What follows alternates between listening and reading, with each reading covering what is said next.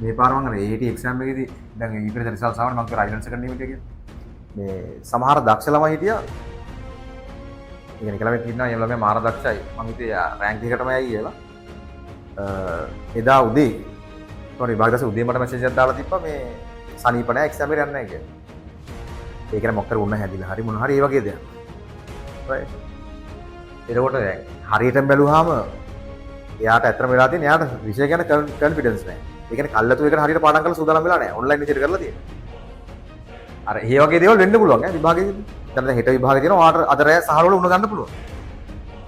right. හැබැයි තමන්ට confidence තියනවා ලියන්න පුළුවන් එක්සෑම් එක. දැන් මට හිතන්නකෝ මගේ එක්සෑම් එකේට ඕන ඉකෝන් තියෙනවා. අද රෑ මට සහල් වල උණ. right. මම ඒත් ලොවෙත් එක්සෑම් එක ලියනවා. මගේ අත හරියට වැඩ කරනවා නම් මොලේ මැරිලා නැත්තම් අනිවාර්යයෙන්ම එක්සෑම් එක ලියනවා. මේ වගේ කොන්ෆිඩන්ස් එකක් තියෙනවා. හැබැයි ඒක කොන්ෆිඩන්ස් එක එන්න නම් ඔයා පාඩම් කරලා තියෙන්න ඕන. දැන් අර ළමයාට උනේ එයා පාඩම් කරලා නැහැ. අර අසනීප තත්ත්වෙත් ඔක්කොම එකට ආවම එයා ගිහලා එක්සෑම් එක ලිව්වේ. අපරාධයි. විභාගකෙදී එහෙම දෙයක් බලාපොරොත්තු වෙන්න පුළුවන්. ඔය පරණ පව් පස්සෙන් එන වෙලාවල් තියෙන්නේ. කලින් දවසේ රෑ අසනීපයක් වෙන්න පුළුවන්. right. ඉතින් මට අර තව 2024 ළමයෙක් හම්බුණා. ඒ ළමයාට මේ මුත්‍රා දෙවිල්ලක් කියලා එදාම. ප්‍රශ්නයක් නැහැ මොන්න මගුල වුණත් මොනවා වුණත් තමන්ගේ අත හරියට වැඩ කරනවා නම් කොන්ෆිඩන්ස් තියාගෙන කියලා ලියන්න පුළුවන්. ඒ කොන්ෆිඩන්ස් තියන්න නම් ඔයා ඉතින් ඒ විදිහට පාඩම් කරලා තියෙන්න ඕනේ විභාගේ. නැත්තම් කොන්ෆිඩන්ස් නැති වෙන විභාගේ ලඟ වෙච්ච එක. ඒකෙන් තමයි මොනවා කරවන්නේ දවල්ට. ඔය ටෙස්ට් එක කරවන්නේ. ටික හුරු කරවන්න පාඩම් කරලා නැත්තම් ඔයා ඕවර්ලෝඩ් වෙලා අන්තිම දවස්වල ඔය වගේ දේවල් වෙනවා.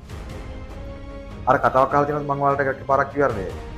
අර ගොවියෙක් ගාවට අලුතෙන් වැඩට කෙනෙක් ගත්තාම ඒ ගොවි පොලක වැඩට කෙනෙක් කරන් තියෙනවා කොල්ලෙක්. ඒ කොල්ලෙන් අහලා තියෙනවා ගොවියා "වාව් මම මේකට ගන්න ඔයාගේ මොනවද තියෙන හොඳම සුසුකම්" කියලා. එතකොට ඒ කොල්ලා කියලා තියෙනවා "මට ඕනම කුණාටුවකදී මම කල්ලුත් කිව්වා සැපර නිදි ගන්න පුළුවන්" කියලා. ඕනම කුණාටුවක් ආවම ඌ සැපර නිදි ගන්න පුළුවන්.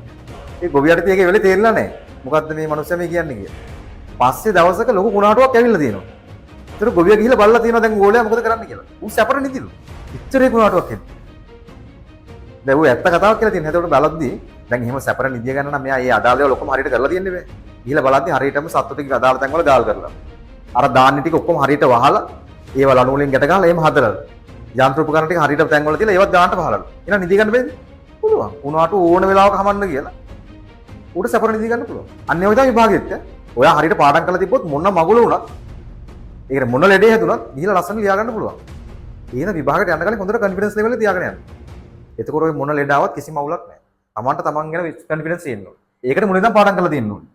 ටික ටික.